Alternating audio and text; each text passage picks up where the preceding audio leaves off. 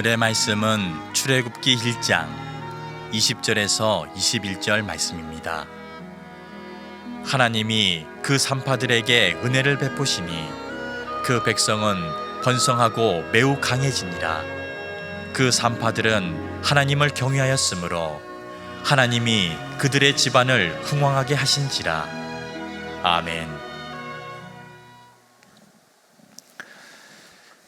얼마 전 개구먼 박지선 씨의 소식을 많은 국민들이 충격과 아픔으로 전해 받으셨습니다. 늘 긍정적이고 또 참 아름다운 모습을 보여주었던 그녀가 왜 그런 선택을 했을까? 깊은 더 많은 자세한 내용은 모르겠지만 지금까지 알려진 보도에 의하면 한참 인기도 얻고 또 활동할 때 그녀에게 질병이 찾아왔고 그걸 너무나 힘들어하다가 정말 벼랑 끝까지 그녀의 생각이 갔었고 안타까운 선택을 했지요. 그리고 어머니가 남편에게 보낸 편지의 내용 속엔 지선이만 보낼 수 없지 않느냐, 미안하다라는 그런 편지를 남기셨다고 하는데, 절대로 우리가 이 땅에서 아무리 힘들어도 힘은 들지요. 그리고 생각이 그렇게 끝까지 갈 수도 있어요. 그러나 그렇게 행동해서는 안 됩니다. 그럴 땐 살려달라고 도움을 요청하셔야 돼요. 하나님께 또는 여러분 주변의 누구에게든 사는 것만큼 중요한 일이 어디 있습니까?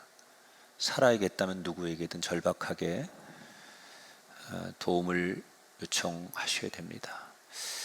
박지선 양이 그런 선택을 하는 걸 보면서 참 세상이 살아가는 게 힘들구나. 그래서 우리가 이 세상은 참 험하다라고 얘기해요.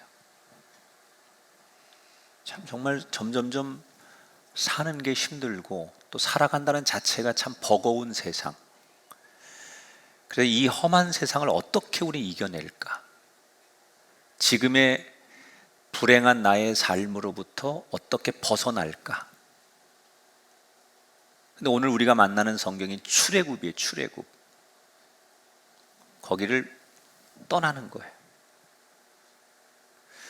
그 자리에서 불행하고 또 고통이 있던 내 자리에서 이대로는 안 되겠다고 해서 떠나가는 삶, 탈출하는 삶. 그래서 오늘부터는 출애굽기의 말씀을 나눌 건데 우리나라 성경에는 이게 번역이 안 됐어요. 그런데 히브리어 원문에 보면 출애굽기 제일 맨 앞에 히브리어로 그리고라는 접속사로 시작을 해요. 출애굽기가. 그러니까 이건 뭘 의미하는 거냐?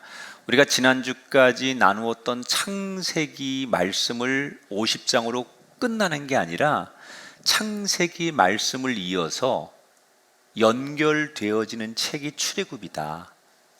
그걸 얘기하는 거예요. 근데 우리나라 성경에는 번역하는 과정에 그런 얘기들을 빼놨기 때문에 원래 출애굽기는 창세기의 연속이라는 것을 말해주는 거죠.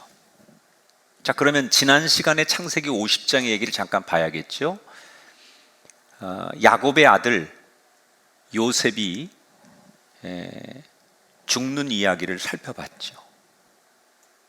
그리고 나서 요셉이 죽고 나서 그러면 그의 형제들 야곱의 가문은 어떻게 되었을까? 이 궁금증을 가지고 출애굽기는 시작하는 거예요. 자, 많은 세월이 지난 다음에 그 야곱의 후손들은 지금 이집트 남의 나라에서 사는 건데 어떻게 되었을까? 5절 6절에 보니까 요셉과 그의 모든 형제와 그 시대의 사람은 다 죽었고 이스라엘 자손은 생육하고 불어나 번성하고 매우 강하여 온 땅에 가득하게 되었더라. 그의 후손들이 많아졌어요. 그리고 그들이 이민 와서 자리를 잡은 고센이라고 하는 땅에서 그들은 이집트 사람들의 어떤 방해도 받지 않고 평안히 잘 지냈고, 중요한 거 그들의 가족들의 수가 가문을 넘어서 민족을 이룰 만큼 번성해졌다 그랬어요. 여러분, 사람이 누리는 자유 가운데 예배를 자유롭게 드린다는 건 정말 큰 축복이에요. 저는 이제 이렇게 외국을 나갈 기회가 많이 있는데 가까운 동남아 같은 데를 나가도요, 예배를 자유롭게 드리지 못하는 나라들이 꽤 있고요. 무슬림 국가 같은데, 유럽에도 그렇고요. 하나님 이야기를 마음껏 못해요. 무슨 이런 인권이나 이런 사람들의 가치를 존중하는 시대에도 기독교인으로서 예배를 마음껏 드리지 못하는 나라들이 꽤 많습니다, 지금도. 근데 우리는 예배를 드리는 자유를 갖고 있다는 건 참 행복한 거예요.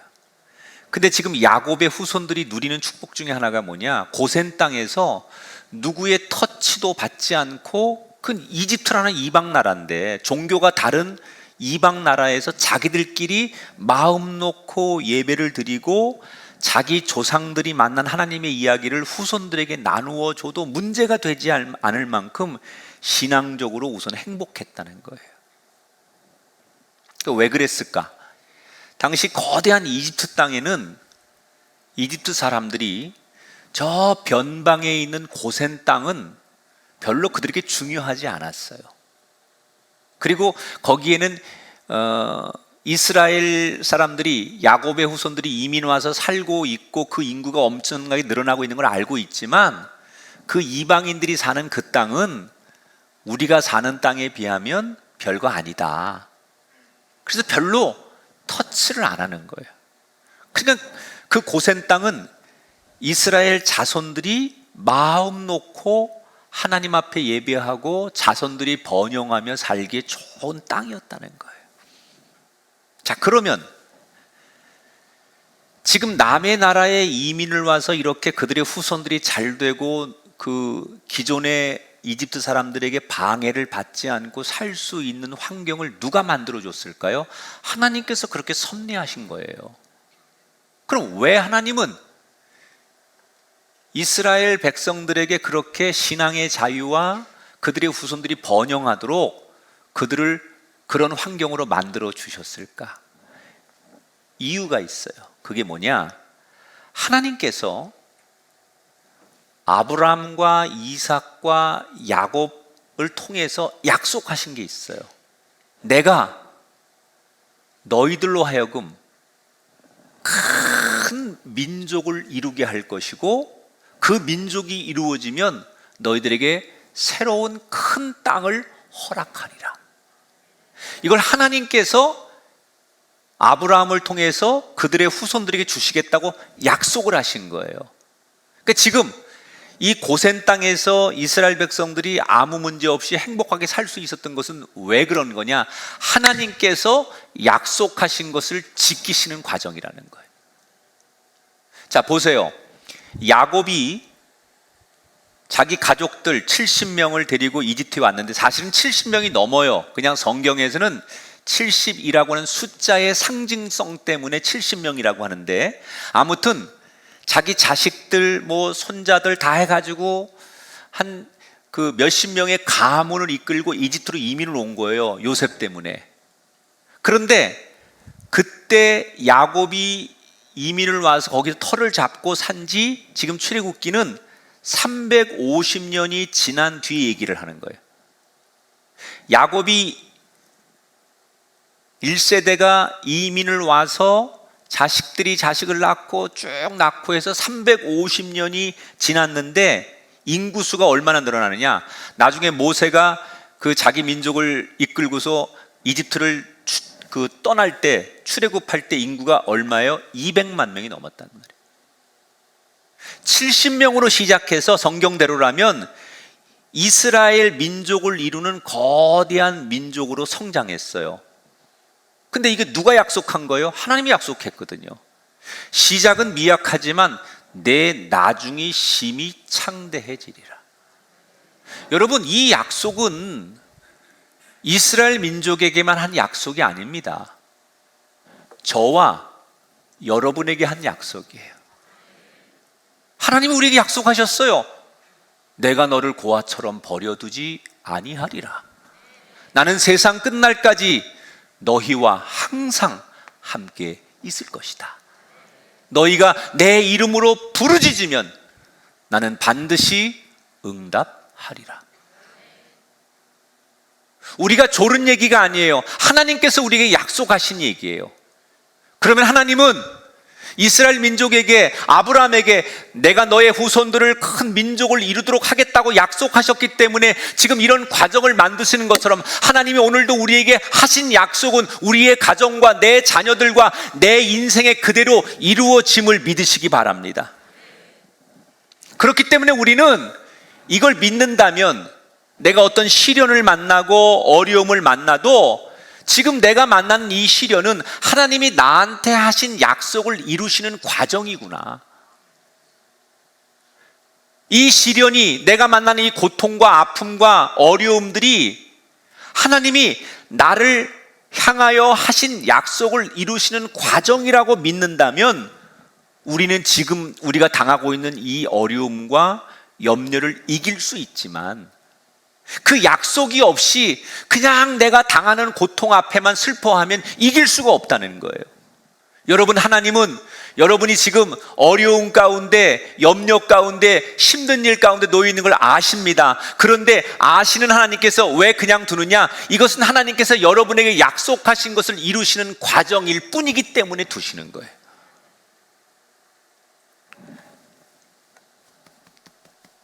내가 믿는 하나님을 저는 한마디로 이렇게 말해요. 약속을 지키시는 하나님. 하나님은 약속하시면 꼭 이루십니다. 믿으시기 바랍니다. 자, 이렇게 이집트 땅에 발을 디디고 350년 동안 그들은 하나님의 보호 속에 아무 탈 없이 잘 지냈습니다. 그런데 세상에 영원한 건 없는 거예요. 그 고센 땅에 살고 있는 야곱의 후손들의 이스라엘 민족에게 조금씩 현실이 바뀌기 시작합니다. 그러니까 오늘 출애굽기 1장에 가장 우리가 역사적으로 주목해야 될 게 뭐냐면 350년이 지날 즈음에 이집트 땅에 무슨 일이 생겼냐? 쿠데타가 일어납니다. 그래서 원래 정권을 붙들고 있던 정권이 무너지고 새롭게 쿠데타를 일으킨 새로운 정권이 들었습니다. 근데 이 정권이 기존의 정권들을 다 지우는 거예요. 특히 새로운 정권을 잡은 사람들은 과거 정권의 역사적으로 상징적이었던 그 옛날 영웅과 같았던 요셉이라는 총리, 그 왕, 이런 업적을 지으면서 거기에 관계된 이스라엘 민족들에 대해서도 부정적인 시각으로 바라보게 돼요. 그래서 아무 문제 없이 350년 동안 잘 살던 이집트 땅의 이스라엘의 후손들 가운데 무슨 일이 생기느냐? 11절에 보니까 감독들을 그들 위에 세우고 그들에게 무거운 짐을 지워 괴롭게 하여 그들에게 국고성 비돔과 라암셋을 건축하게 하니라. 새로 정권을 잡은 왕이 이스라엘 민족을 갑자기 신분적으로 노예로, 그들을 자기들의 종으로 만들어 버렸어요. 그동안은 평화롭게 아무 문제 없이 살던 그들에게 졸지에 자유를 잃어버리고 그들의 삶의 행복을 잃어버리게 되었어요. 여러분, 이스라엘 민족은 지난 수백 년 동안 잘못한 게 없어요. 이집트 사람들에게 그들이 무슨 큰 잘못을 했거나 피해를 줬거나 이집트 사람들을 위협한 적이 없어요. 그런데 왜 새로운 왕은 아무 잘못도 없는 이스라엘 민족을 갑자기 노예로 만들어 버렸을까? 두 가지 이유가 있습니다. 첫째는 조금 전에 얘기한 대로 새로운 정권을 잡은 왕과 이 정부가 과거 정권을 다 지우는 거예요. 과거의 그 왕들의 업적을 다 지우는 거예요. 그래서 요셉과 관계된 그의 후손들의 치적과 관계된 그것들을 핍박하기 시작하는 거예요. 두 번째 이유는 새로 이 정권을 잡은 이집트의 왕권들이 야망이 있었어요. 그게 뭐냐? 세계화, 세계를 정복하는 거예요. 그러면 이집트를 떠나서 다른 나라로 전쟁을 가야 되는데 이 전쟁을 가는 길목에 이스라엘 민족이 살고 있는 고센 땅은 지도를 보면 이집트와 가나안의 딱 국경지대에 있거든요. 그러니까 그동안은 전쟁을 안 했기 때문에 그 땅이 그렇게 전략적으로 군사 요충지로 중요한 도시가 아니었는데 전쟁을 하려고 하다 보니 이 고센 땅이 교통, 군사적으로 굉장히 중요한 요충지예요. 그래서 그 땅에 가서 뭔가를 해보려고 하니 이미 수백 년 동안 그 땅에 살고 있는 그 땅의 원주민들이 있는데 그게 누구예요? 이스라엘 민족인 거예요. 그러니까 자기들의 세계와 정복의 야망을 이루는데 불필요하게 놓여있는 이스라엘 민족들을 어떻게 하든지 쫓아내든지 그들을 약화해야 된다. 이런 정치적인 계산이 있었던 거예요. 그래서 이스라엘 민족은 자신들이 뭘 잘못해서 자신들이 뭐가 부족해서 신분이 노예로 전락된 게 아니라 상대에 의해서 어쩔 수 없이 변화하는 세상에 어쩔 수 없이 자신들의 운명이 달라진 거예요. 여러분 얼마나 억울합니까? 내가 뭘 잘못해서 우리가 뭔가 부족하고 실수해서 당하는 일이라면 당할 텐데 우린 잘못한 게 없는데 상대가 일방적으로 우리를 그렇게 만들어 버리면 얼마나 기가 막힙니까? 그래서 백성들이 새로운 왕에게 가서 눈물로 호소하는 거예요. 왕이시여, 우리는 그동안 잘못한 게 없는데 왜 우리에게 이런 어려움을 주시는 겁니까? 그리고 울부짖는 거예요. 저는 우리가 이 상황이라면 얼마나 억울할까? 당시에 이스라엘 민족이 지금 나라고 하면 얼마나 여러분 억울하겠어요. 그런데 저는 이 장면을 보면서 제 속에 자꾸 올라오는 질문 하나가 있었어요. 그들이 울부짖는 것처럼 우리는 잘못한 게 없는데 우리가 뭘 잘못했다고 우리를 이렇게 노예로 핍박하십니까? 라고 말하는 그들의 울부짖음처럼 정말 이스라엘 민족은 지난 350년 동안 고센 땅에 살면서 잘못한 게 없었을까? 윤리적으로 인간적으로 보면 분명히 그들은 억울하고 잘못한 게 없어요. 그런데 저는 이 본문을 몇 번이고 묵상하면서 제 마음에 영적인 질문 하나가 떠올랐어요. 겉으로는 잘못한 게 없는 것 같은데 이스라엘 민족에게 영적으로 치명적인 잘못된 점이 하나 있었어요. 그게 뭐냐? 그들은 현실에 안주하기 시작했다는 거예요. 그래서 하나님이 그들에게 주신 약속을 그들은 망각하고 잊어버리기 시작했어요. 여러분 지난 시간에 창세기 마지막 장을 소개해드리면서 요셉이 죽는 얘기 소개해드렸잖아요. 그때 요셉의 형제들과 가족들이 울면서 요셉 보고 죽지 말아라, 죽지 말아라. 네가 죽으면 이 이집트 땅에서 왕이나 많은 사람들이 너 때문에 우리가 무시당하지 않고 여기서 살 수 있었는데 네가 죽으면 우리가 여기서 쫓겨날 수도 있고 우리가 이방인이기 때문에 이 이집트 사람들에게 무시당할 텐데 너 없으면 어떡하냐, 이런 말을 막 하지요. 막 울었어요. 그때 걱정하는 자기 형제들과 자손들에게 요셉이 남긴 마지막 말이 뭐냐? 창세기 50장 25절에 보면 하나님이 반드시 당신들을 돌보시리니 당신들은 여기서 내 해골을 메고 올라가겠다 하라. 요셉이 뭐라고 말했어요? 하나님께서 우리를 이곳에 계속 두지 않고 언젠가 하나님이 약속하셨다. 우리를 가나안 땅으로 이끄실 텐데 그때 내 유골도, 지금은 여기 묻지만 내 유골도 반드시 가나안에 함께 가져가 달라. 그러니까 무슨 얘기예요?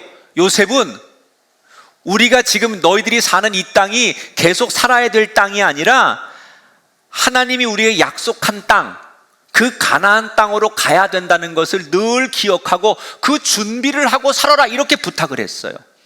그러면 요셉으로부터 그 부탁을 받은 그의 후손들은 어떻게 살아야 돼요? 늘 하나님이 우리에게 주신 약속대로 가나안을 바라보고 또 기회가 되면 무조건 가나안을 가야만 했어야 되는 거예요. 그런데 처음에는 그 약속을 기억하고 그 약속대로 가나안을 가려고 준비를 했을 거예요. 근데 시간이 점점 지나면서 이제 자기들이 이 고센 땅에 사는 게 만족스러운 거예요. 재산도 늘어나고 먹고 살만하고 자식들도 번성하고 모든 게 다 풍요로운 거예요. 굳이 가나안으로 갈 이유가 없어졌어요. 그러다 보니까 하나님께서 자신들에게 주신 약속을 그들은 잊어버리기 시작하는 거예요. 지금이 너무 좋으니까 왜 가나안으로 가? 갈 이유가 없는 거예요. 가고 싶지 않은 거예요. 하나님께서 우리에게 약속하신 것을 머리는 알고 있지만 어느 순간부터 자신들의 현실의 삶에 그들이 안주하면서 하나님을 외면해버리기 시작했다는 거예요. 그게 350년이 지속된 거예요. 하나님이 그걸 아신 거예요. 지금이 너무 좋으니까, 지금이 너무 만족스러우니까, 이걸 놓치고 싶지 않으니까 하나님이 약속하신 것을 꿈도 꾸지 않아요. 이걸 아시는 하나님께서 그들에게 생각지도 못한, 상상하지도 못한 시련을 주시는 거예요. 저는 이 장면을 그대로 옮겨서 지금 우리 시대에 우리들의 삶의 이야기로 이 이야기를 그대로 모판을 옮겼으면 좋겠어요. 우리 가운데는 상상하지도 못한 어려움을 만난 성도들과 우리 주변의 이웃들이 많아요. 뜻하지 않은 사고나 질병이나 경제적인 시련이나 아니면 코로나19처럼 갑자기 예상하지 못한 이런 사회적인 문제나 너무나 많은 일들 때문에 사람들이 왜 나한테, 우리 가정에, 내 자녀에게, 내 인생에 이런 일이 왔지라고 너무나 절망하고 넋두리하고 힘들어해요. 그래서 어떤 사람은 더 이상 이 삶에 주는 무게 때문에 견딜 수 없어서 나쁜 생각, 극단적인 생각을 하는 사람도 있고, 하나님 앞에 하나님 왜 내가 이래야 됩니까? 라고 원망하며 울며 괴로워하는 사람도 있어요.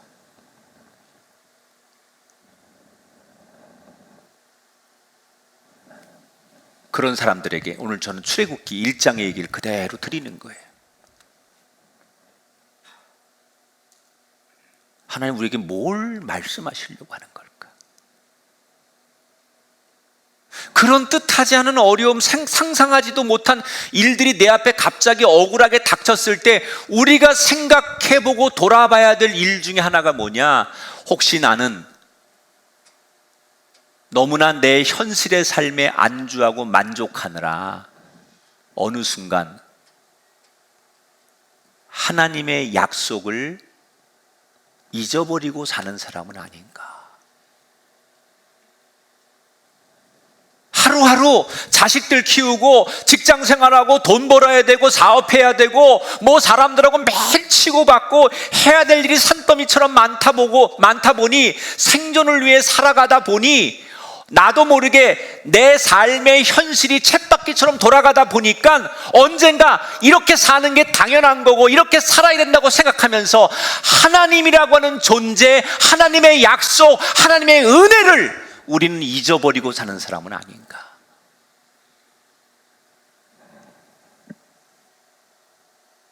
우리에게 주시는 말씀이에요. 하나님 우리에게 우리가 이 땅에서 영원히 살 거라고 말씀하지 않았어요. 우리가 가야 할 곳은 영적인 가나안 천국이라고 약속하셨어요. 우리끼리만 이 땅에 사는 게 아니라 다시 오마라고 우리에게 약속하셨어요. 그러면 우리는 그 하나님의 약속을 기다리고 그 약속을 붙들고 그 약속을 기억하며 살아야 되는데, 우리는 언젠가부터 하나님의 그 약속은 기억하지 않아요. 내 현실의 삶에 몰입하고 내 현실의 삶에 만족하고 내 현실의 삶에 급급하다 보니 하나님의 약속은 나한테 온데간데 없는 삶을 살고 있는 우리들에게 하나님께서 내가 생각도 못한 뜻하지 않은 어려움을 주실 때, 하나님이 원하시는 것은 우리가 고통당하는 것을 지켜보는 걸 원하시는 게 아니라 깨닫기를 원하시는 거예요. 나를 기억해라. 하나님이라고 하는 존재를 다시 기억해라. 하나님이 주신 약속을 다시 붙들어라. 사랑하는 성도 여러분, 혹시 여러분에게 지금 이스라엘 백성들이 만난 것 같은 답답하고 억울하고 힘든 일을 만나셨거든, 빨리 결단하십시오. 내가 살아가는 이 현실만 바라보지 말고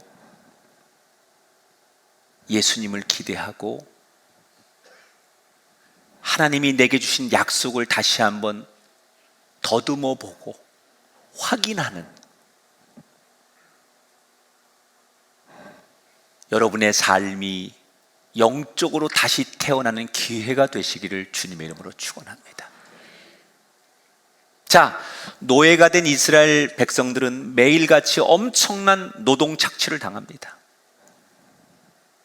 상상할 수 없을 정도로 엄청난 많은 일감을 주고 그 일을 감당해내지 못하면 무자비하게 채찍과 매를 들고, 그러다가 마저 죽으면 마치 부품 버리듯이 그들을 길가에 그냥 버립니다.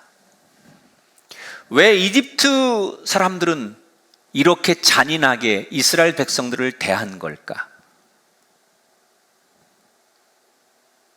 그 이유는 자기들을 두렵게 만드는 거예요. 이스라엘 백성들로 하여금 이집트 사람들이 두려워서 감히 뭔가를 봉기를 든다거나 항의를 한다거나 어떻게 해볼 생각을 못하도록 의지를 꺾어 놓는 거예요. 그래서 이스라엘 민족이 존재하지만 그들이 더 이상 힘을 발휘하지 못하도록 무서운 통치를 하는 거예요. 근데 이렇게 한 이유가 뭐냐? 새로 정권을 잡은 이집트의 사람들이 왕권에서 은근히 이스라엘 민족의 숫자가 급격히 늘어나는 게 두려웠어요. 아까 말했잖아요. 70명으로 시작한 야곱의 가문이 350년이 지나면서 그들의 후손이 몇 명은 늘어났다고요? 200만 명 이상으로 늘어났어요. 엄청나게 인구가 급속도로 늘어나는데, 이 이스라엘 사람들의 특징은 자기들의 민족성, 단일 민족성에 대해서 똘똘 뭉치는 사람들이에요. 그러니까 이집트 사람들이 볼 때는 저렇게 인구가 급속히 늘어나고 저렇게 결속이 잘 되는 민족을 그냥 뒀다가는 언젠가 우리들에게 큰 해가 될 거라고 하는 생각을 하기 시작한 거예요. 그래서 이스라엘 민족의 인구가 늘어나는 것을 제한해야 되겠다. 그 첫 번째 방침으로 그들을 육체적으로 정신적으로 강하게 학대하는 거예요. 그럼 사람이 그렇잖아요.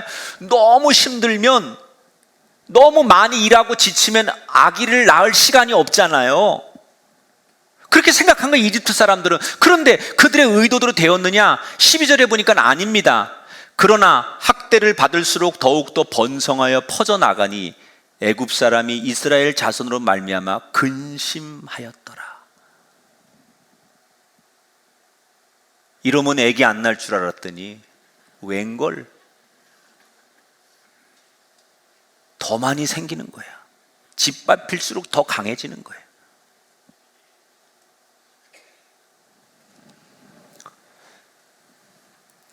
여러분, 왜 그랬을까요? 왜 이스라엘 민족은 그렇게 핍박을 당하고 강하게 짓밟히는데도 그들은 아무렇지도 않게 그들의 후손들이 번성했을까요? 저는 그 이유가 하나님이 그들의 아버지가 되기 때문이다. 하나님이 그들의 아버지가 되니까 그 어떤 것도 그들을 막지 못하는 거예요. 우리는 인생을 살면서 누구를 아버지로 두느냐가 우리 인생에 너무 중요한 거예요. 제가 말하는 아버지는 육신의 아버지만을 말하는 게 아니에요. 여러분, 아버지라는 것은 생명의 근원이고 내가 믿는 게 아버지 아닙니까? 그러니까 우리가 지금 아버지라고 말하는 이 상징은 내가 살면서 중요하게 여기는 게 뭐냐는 거예요. 어떤 사람은 돈이나 명예나 권력이 자기 아버지인 사람이 있어요. 그걸 아버지처럼 생각해. 이걸 뺏길 수 없는 것으로 생각해요. 어떤 사람은 정말 자기의 그 미래를, 자기의 진급을 책임지는 상사가 자기 아버지 같은 존재가 있고요. 어떤 사람은 교수님이나 선생님이 자기한테 아버지 같은 존재가 있어요. 또는 나한테 사업하는 파트너가 나한테 아버지 같은 존재로 살아가는 사람이 있어요. 그러나 우리의 아버지는 하나님 한 분이어야 돼요. 누가 나의 아버지 되느냐에 따라서 어떤 상황에서도 어떻게 사느냐가 결정된다는 거예요. 자, 아무리 핍박을 해도 이 산하 제한 정책이 안 먹히니까 할 수 없이 왕이 긴급하게 비상 조치를 내립니다. 그래서 오늘 성경에 보니까 이스라엘 여인들의 출산을 돕던 소위 산파, 조산원들을, 여기 두 명의 여인이 나와요. 오늘 성경에는 십부라와 부하라고 하는 여자가 등장하는데, 그럼 왕이 이 두 여인만 불렀겠느냐? 아니겠죠. 이 여인들만 상징으로 성경에 기록된 거고, 많은 조산원들이 있었을 거예요. 그 여인들을 불렀고, 그 여인들 중에 가장 대표, 조직상, 우두머리, 책임자인, 지금은 말하면 원장쯤 되겠죠? 이 십부라와 부하를 불러가지고 그 조산원들에게 명령을 내립니다. 너희들 이스라엘 여인들이 아이를 태어나는 걸 돕는데 아들이 태어나면 무조건 죽이고 딸이 태어날 때만 살려라. 이러고 왕으로부터 명령을 받습니다. 왕이 너무 무서운 존재니까 아무 소리도 못하고 벌벌 떨면서 그러겠다고 하고 왕궁을 빠져나오죠. 그리고 이 두 여인과 조산원들은 고민에 빠지게 됩니다. 어떻게 태어나는 아기를 죽여요? 그렇다고 왕이 그렇게 안 하면 우리를 모두 죽이겠다고 하는데 어떻게 해야 돼요? 고민에 휩싸이다가 그들이 무슨 결론을 내리느냐? 이스라엘 여인들이 남자 아기를 낳았는데 그들을 죽이지 않고 전부 살립니다. 분노한 왕이 다시 이 조산원들을 불러가지고 어찌 우리가 명령한 대로 되지 않느냐고 추궁해 보지만 결국 이 여인들은 굴하지 않아요. 그러면 이 조산원들은 그 무시무시한 왕권이 자기들을 죽일 수 있다는 걸 알면서도 왜 목숨을 걸고 이스라엘 민족을 살린 걸까? 성경은 그 이유를 이렇게 말해요. 17절 다 같이 읽어볼게요. 그러나 산파들이 하나님을 두려워하여 애굽 왕의 명령을 어기고 남자 아기들을 살린지라. 따라합시다. 하나님을 두려워하여. 다시 한번 하나님을 두려워하여. 이 산파들이 무시무시한 눈에 보이는 왕권의 권력과 명령보다 더 무서워하는 게 있었으니 그게 뭐예요? 하나님을 두려워했다는 거예요. 아마도 그들은 신앙이 있는 사람들이었겠죠. 자기 조상들에게 임했던 하나님이 어떤 분이고 지금 이 이집트 땅의 남의 나라와 살면서 자기들에게 어떻게 역사하신 하나님이고 자기들은 왕의 백성이 아니라 하나님의 백성이라는 자기들의 믿음이 있었기 때문에 우리는 바로 왕의 백성이 아니라 하나님이 선택한 하나님의 백성이다라고 하는 믿음이 있었기 때문에 왕을 두려워하지 않고 하나님을 두려워했다는 거예요.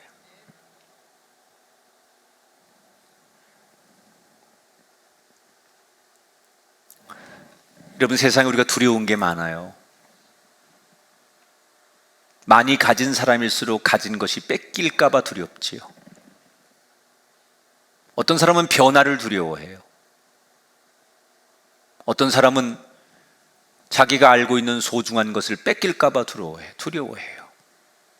어떤 사람은 젊음이 가는 게 두렵고 죽음이 두렵고, 지금 내가 행복하고 있는데 과연 이 행복이 노년까지 이어질 수 있을까에 대한 두려움도 있고, 나는 그럭저럭 잘 사는데 내 자손들도 이렇게 살 수 있을까에 대한 두려움도 있고, 이제 많은 현대인들은 질병에 대한 두려움이 있어요. 얼마나 많은 분들이 코로나 때문에 두려워하는지 몰라요. 우리는 두려움의 세상에 살아요.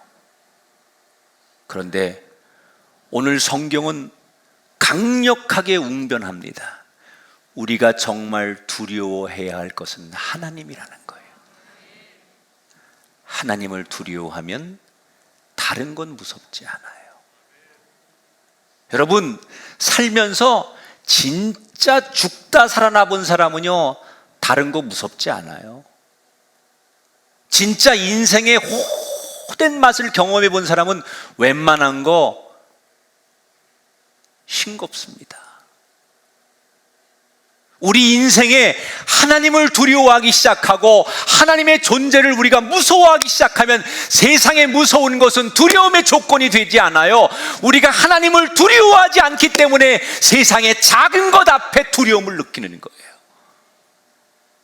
이 여인들처럼 하나님을 두려워해라.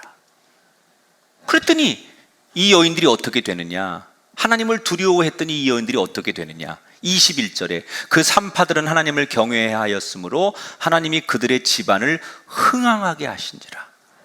왕은 그들을 가만두지 않겠다고 위협을 했지만 그들이 오히려 더 잘 됐습니다. 죽을 것 같은 위협에서도 하나님만 두려워했더니 하나님이 그들을 지켜주셨습니다. 많은 분들이 오늘 경제적으로 죽을 것 같고, 질병으로 죽을 것 같고, 또는 관계 문제로 숨막혀 죽을 것 같고, 여러 가지 이런저런 이유로 정말 죽을 것 같습니다. 미칠 것 같습니다. 견딜 수 없습니다. 이렇게 토로하는 분들이 얼마나 많은지 몰라요. 그런 많은 성도들에게 오늘 저는 이 여인들을 소개하고 싶어요.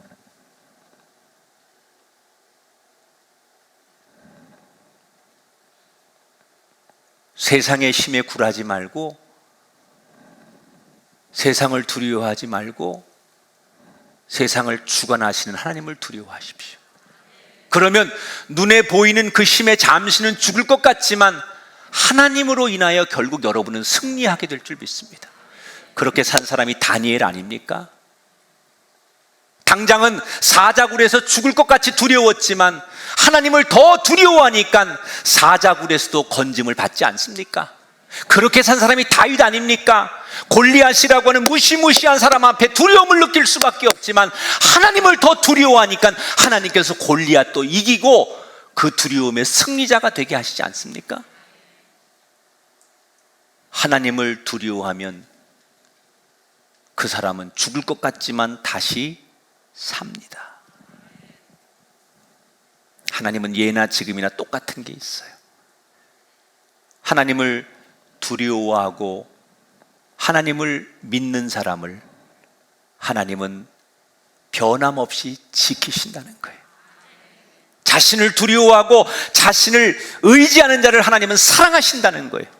그러므로 우리는 우리가 만나는 두려움의 문제를 해결할 것이 아니라 하나님을 두려워해야 돼요. 그러면 하나님이 지켜주십니다. 오늘 이 두 여인처럼. 그 당시 얼마나 많은 이스라엘의 200만의 이름이 있었어요. 이집트에 얼마나 많은 영웅들이 있었어요. 그런데 성경이 이 두 여인의 이름을 기록한 건 뭐예요? 하나님을 두려워하는 사람에게 주시는 은총이에요. 저와 여러분의 인생, 이 혼란의 시대, 이 다양한 것들이 우리를 위협하는 이 시대에 선명해야 돼요. 불분명하면 안 돼요. 확실해야 돼요. 색깔이 분명해야 돼요. 네 정체가 뭐냐? 너 영적인 색깔이 뭐냐라고 물으실 때 나의 영적인 색깔이 나는 야훼 하나님을 두려워합니다. 이 혼돈의 시대에 이거 있는 사람만 살아남습니다. 이걸 지키는 사람만 하나님의 은혜를 입습니다. 사랑하는 여러분, 예수님 믿는다고 순풍을 만나지 않아요.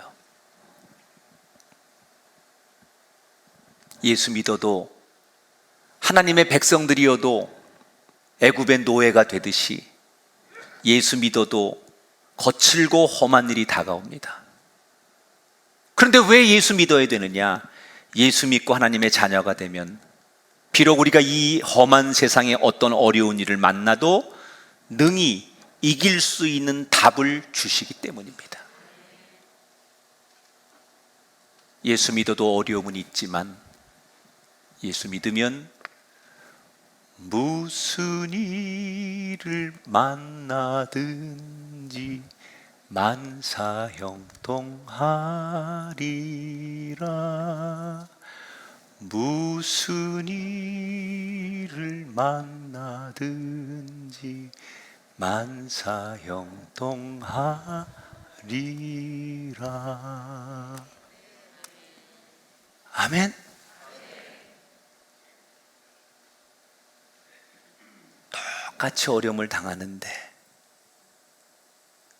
하나님을 두려워하고 하나님의 자녀가 된 사람은 하나님이 이길 힘도 주시고 끝까지 동행하시니 이기지만 나 혼자 버티는 사람은, 나 혼자 이겨보려고 하는 사람은 세상의 두려움을 감당할 수 없는 거예요.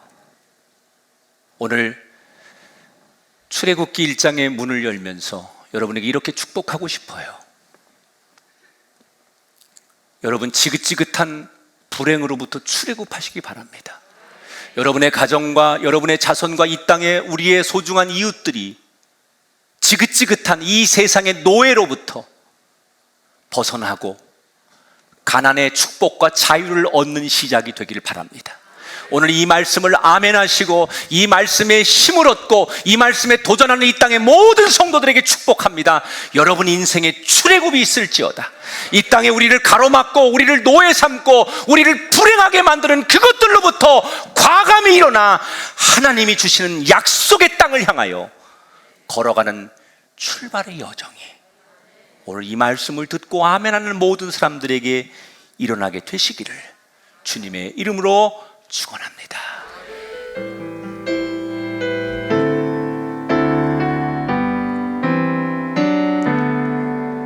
내게 허락하신 시련을 통해 나의 믿음 더욱 강하게 자라나고 험한 산과 골짜기 지나는 동안 주께 더 가까이 나를 이끄시네. 내가 겪는 시험이 어렵고 힘겨워도 내 주님보다 크지 않네. 내 앞에 바다가 갈라지지 않으며 주가 나로 바다 위 걷게 하리. 나는 믿네. 주의 능력으로 내 삶 새롭게 되리. 나는 믿네. 주의 능력으로 담대히 나가리라. 주와 함께 싸워 승리하리라. 날마다 믿음으로 나 살아. 나는 믿네, 나는 믿네. 주의 능력으로 내 삶 새롭게 되리. 나는 믿네, 주의 능력으로 담대히 나가리라. 주와 함께 싸워 승리하리라. 날마다 믿음으로 나 우리 두 손 높이 들고 나는 믿네, 나는 믿네. 주의 능력으로 내 삶 새롭게 되리. 나는 믿네, 주의 능력으로 담대히 나가리라. 주와 함께 싸워 승리하리라. 날마다 믿음으로 나 살아가리.